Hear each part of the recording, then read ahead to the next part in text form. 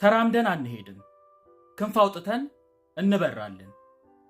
አንዳንድ ሰዎች ጥለውን ይሄዱና ሕይወታችን ያለነሱ ባዶ የሆነ፣ እነሱ ቀድመውን እኛ ያረፈድን፣ ሕይወታችን የተሰናከለ፣ ደስታ አጥተን በሐዘን አንገታችንን ደፍተን ልክ እንደ ተጣደ ወተት ስራችንን ትተን እነሱን ስንከታተል ምንውል ይመስላቸዋል?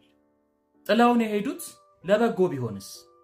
በእነሱ መንገድ መሄዳችንን ልናቆም፣ የራሳችንን መንገድ መፈለግ ስላለብን እነሱ የራሳቸውን መንገድ ሄደው ቢሆንስ? የእነሱን ጥላ መከተል አቁመን የራሳችንን ብርሃን ፍለጋ ጀምረን ቢሆንስ? መከተል ማቆማችን አልገባቸውም። መጠበቅ ማቆማችንን አልተረዱትም።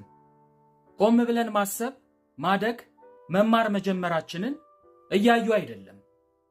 እኛ ሊገባን የሚያስፈልገው ትልቁ ነገር ምን መሰላችሁ?